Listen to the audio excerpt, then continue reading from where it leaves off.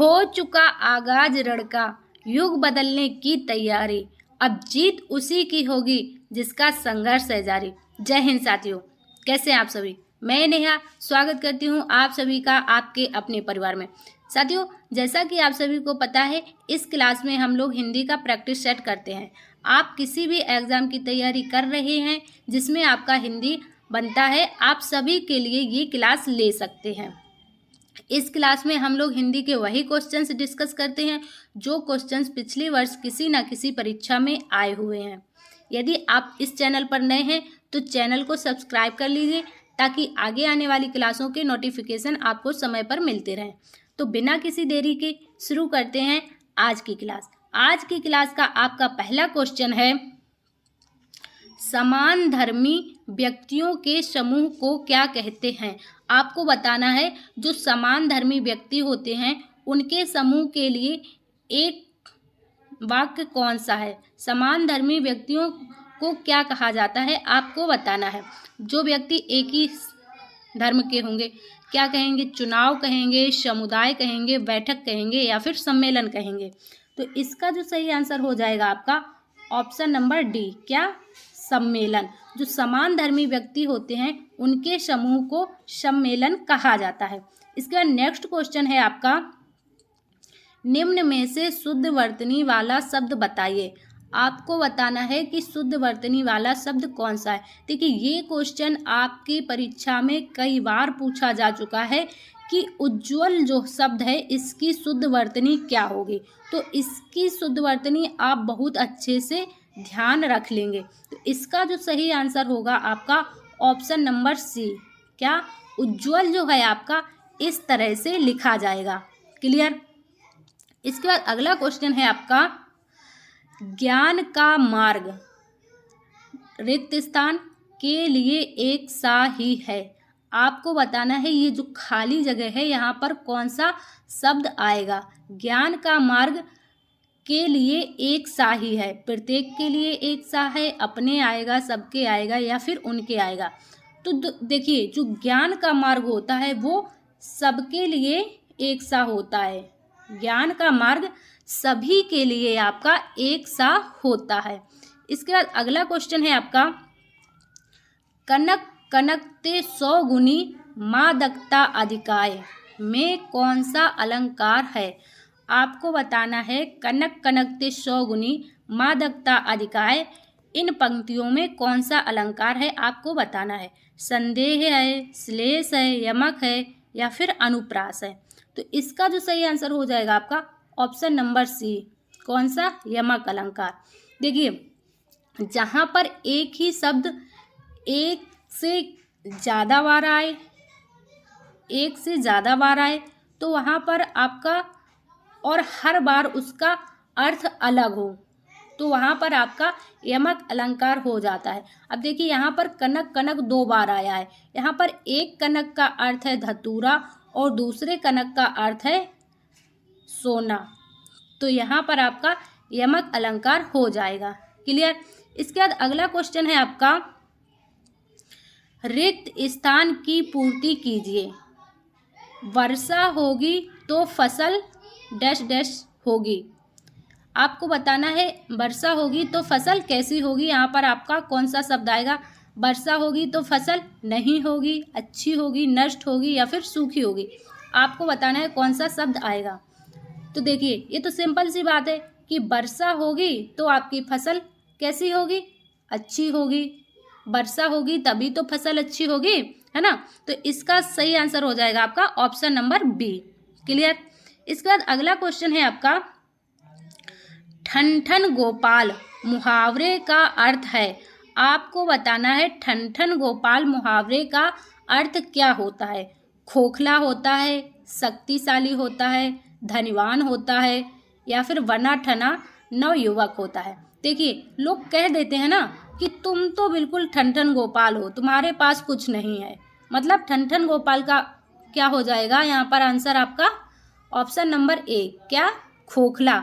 जो ठन ठन गोपाल शब्द होता है एक खोखले व्यक्ति के लिए प्रयोग किया जाता है। क्लियर।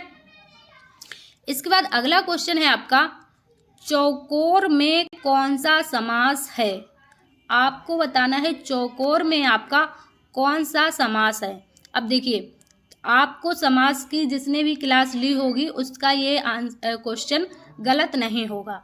चौकोर मतलब चार कोने वाला, है ना। जहाँ पर आपका पहला पद संख्यावाची हो वहाँ पर कौन सा समास होता है, वहाँ पर होता है आपका द्विगु समास। अर्थात इसका जो आंसर हो जाएगा आपका ऑप्शन नंबर सी, क्या, द्विगु समास। जहाँ पर पूर्व पद होता है आपका संख्यावाची वहाँ पर आपका हो जाता है द्विगु समास। क्लियर।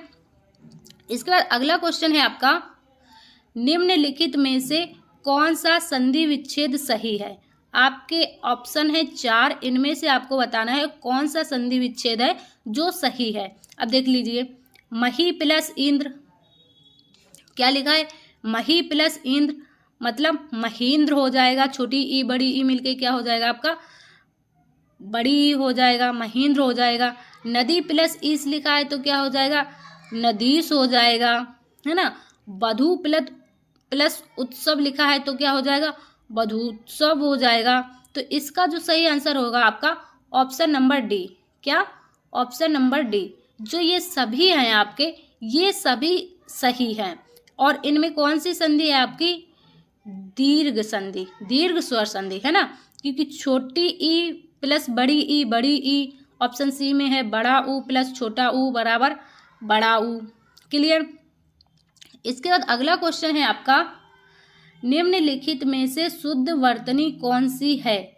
आपको बताना है यथार्थमुख कैसे लिखा जाता है, कौन सी आपकी शुद्ध वर्तनी है। आपके ऑप्शन दिए गए हैं आपके सामने, इनमें से आपको बताना है। तो देखिए, इसका जो सही आंसर हो जाएगा आपका क्या, ऑप्शन नंबर डी। कौन सा, जो यथार्थोन्मुख लिखा जाता है आपका इस तरह से लिखा जाएगा, इसको आप देख लेंगे। क्लियर। इसके बाद अगला क्वेश्चन है आपका, संस्कृत भाषा से पहले कौन सी भाषा थी। आपको बताना है संस्कृत भाषा से पहले आपकी कौन सी भाषा थी। तो देख लीजिए, हिंदी थी, मागधी थी, पाली थी या फिर प्राकृत थी। तो देखिए, आप जिसने भी हिंदी भाषा का विकास वाली क्लास देखी है उसका ये क्वेश्चन गलत नहीं होगा। तो इसका जो सही आंसर हो जाएगा आपका ऑप्शन नंबर बी, क्या, संस्कृत भाषा से पहले कौन सी भाषा थी आपकी, प्राकृत भाषा थी। क्लियर। इसके बाद नेक्स्ट क्वेश्चन है आपका, निम्नलिखित में से कौन सा शब्द ठाकुर का अनेकार्थी नहीं है। 4 ऑप्शंस आपके सामने दिए गए हैं, इनमें से 3 शब्द जो हैं आपके ठाकुर के अनेकार्थी हैं और एक जो शब्द है ऐसा जो ठाकुर का अनेकार्थी नहीं है। क्या हो जाएगा सही आंसर आपका, रूप हो जाएगा, छत्री हो जाएगा, मालिक हो जाएगा या फिर देवता हो जाएगा। तो इसका जो सही आंसर होगा आपका ऑप्शन नंबर 1, क्या, रूप। जो रूप शब्द है ये आपका ठाकुर का अनेकार्थी नहीं है। बाकी मालिक, देवता और छत्री ये सारे शब्द आपके ठाकुर के अनेकार्थी शब्द हैं। क्लियर। इसके बाद अगला क्वेश्चन है आपका, निम्नलिखित में से कौन सा शब्द ऊसर का विलोमार्थक शब्द है। आपको बताना है ऊसर का विलोम शब्द क्या हो जाएगा, अनुपजाऊ हो जाएगा, उपयोगी हो जाएगा, उपजाऊ हो जाएगा या फिर रिक्त हो जाएगा। देखिए, ऊसर किस जमीन को कहते हैं, ऊसर बंजर जहाँ पर कोई फसल नहीं उगाई जाती है ना, जहाँ पर कोई चीज़ उगाई ना जा सके वो ज़मीन आपकी ऊसर और बंजर होती है। तो उसका उल्टा क्या हो जाएगा, उपजाऊ हो जाएगा, जहाँ की ज़मीन उपजाऊ होती है। तो इसका सही आंसर हो जाएगा आपका ऑप्शन नंबर डी। क्लियर। इसके बाद अगला क्वेश्चन है आपका, निम्नलिखित में से कौन सा शब्द इति का पर्यायवाची है। आपको बताना है इति का पर्यायवाची कौन सा शब्द है। तो इसका जो सही आंसर हो जाएगा आपका ऑप्शन नंबर हो जाएगा आपका सी, क्या, बाधा जो शब्द है ये आपका इति का पर्यायवाची है। इसके बाद अगला क्वेश्चन है आपका, निम्नलिखित में से कौन सा शब्द महेंद्र का पर्यायवाची नहीं है। आपको बताना है इनमें से कौन सा शब्द महेंद्र का पर्यायवाची नहीं है। तो देख लीजिए, देखिए इंद्र, देवेंद्र और सुरेश, ये सारे शब्द जो हैं आपके महेंद्र के पर्यायवाची हैं। जो ये राजा है, राजा शब्द आपका सही आंसर हो जाएगा। राजा जो है आपका महेंद्र का पर्यायवाची नहीं है। इसके बाद नेक्स्ट क्वेश्चन है आपका, निम्नलिखित में से शुद्ध वर्तनी वाला शब्द है। आपको बताना है कि शुद्ध वर्तनी वाला शब्द कौन सा है। अब देखिए, जो राखी लिखा है, राखी, राखी में खा में आपकी बड़ी की मात्रा आएगी, तो ये आपका गलत हो गया। चंद्रम लिखा है तो चंद्रम नहीं होता, चंद्रमा होता है। खयाती लिखा है, खयाती नहीं, ख्याति होता है। तो इसका जो सही आंसर हो जाएगा आपका ऑप्शन नंबर सी। क्या? जो अध्ययन है आपका इस प्रकार से लिखा जाता है, ये है आपका शुद्ध वर्तनी वाला शब्द। क्लियर? इसके बाद अगला क्वेश्चन है आपका, मिलनसार शब्द में कौन सा प्रत्यय है। आपको बताना है मिलनसार शब्द में कौन सा प्रत्यय है। देख लीजिए, आ, रा, सार या फिर आर। देखिए, तो इसका जो सही आंसर हो जाएगा आपका ऑप्शन नंबर बी। क्या? सार। मिलन शब्द में लगा हुआ है आपका सार प्रत्यय। मिलन आपका मूल शब्द है और उसमें लगा दिया सार प्रत्यय, तो क्या हो गया आपका मिलनसार। क्लियर? इसके बाद अगला क्वेश्चन है आपका, निम्नलिखित में से कौन सा शब्द तद्भव है। बताना है आपको कौन सा शब्द तद्भव है। तो देख लीजिए, इसका जो सही आंसर होगा आपका ऑप्शन नंबर 1। क्या? जो दही है ये है आपका तद्भव शब्द, और इसका जो तत्सम हो जाएगा क्या हो जाएगा? दधी। क्या होगा? दधी। दुग्ध है, दुग्ध का तद्भव इधर हो जाएगा आपका दूध। क्लियर? इसके बाद नेक्स्ट क्वेश्चन है आपका, पीपल पात सरिसमन डोला, इसमें कौन सा अलंकार है। पीपर पात सरिसमन डोला कौन सा अलंकार है। देखिए, जहाँ पर आपके सा, सरिस ऐसे शब्द आ जाएं, वहाँ पर आपका कौन सा अलंकार होता है? उपमा अलंकार। तो इसका जो सही आंसर हो जाएगा आपका उपमा अलंकार, ऑप्शन नंबर बी। क्लियर? इसके बाद अगला क्वेश्चन है आपका, व्यक्तियों के समूह को क्या कहते हैं। आपको बताना है व्यक्तियों के समूह को क्या कहा जाता है। झुंड कहा जाता है, गांव कहेंगे, समुदाय कहेंगे या फिर भीड़ कहेंगे। तो क्या कहेंगे? इसका जो सही आंसर हो जाएगा आपका ऑप्शन नंबर डी। क्या? व्यक्तियों के समूह को भीड़ कहते हैं। कहते हैं ना, जब बहुत सारे लोग एक साथ आ रहे होते हैं तब हम लोग कहते हैं देखो कितनी ज़्यादा भीड़ आ रही है ना।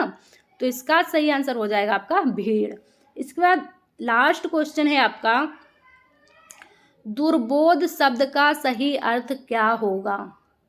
दुर्बोध शब्द का सही अर्थ क्या होगा आपको बताना है। जहाँ पहुँचना कठिन हो, जिसे सरलता से ना जाना जा सके, जो किसी को ना पहचाने, या फिर इनमें से कोई नहीं। तो इसका जो सही आंसर हो जाएगा आपका ऑप्शन नंबर बी, जिसे सरलता से ना जाना जा सके, उसके लिए शब्द होगा आपका एक दुर्बोध। क्लियर? तो साथियों, ये थी हमारी आज की हिंदी प्रैक्टिस क्लास। आपको ये क्लास कैसी लगी आप लोग कमेंट्स में ज़रूर बताएंगे। यदि आपको क्लास पसंद आती है तो क्लास को लाइक करेंगे, शेयर करेंगे। यदि आप इस चैनल पर नए हैं तो चैनल को सब्सक्राइब कर लीजिए, ताकि आपको आगे आने वाली क्लासों के नोटिफिकेशन समय पर मिलते रहें। तो साथियों, मिलते हैं आप सभी से अगली क्लास में। जब तक के लिए स्वस्थ रहिए, मस्त रहिए और अपना ख्याल रखिए। जय हिंद साथियों।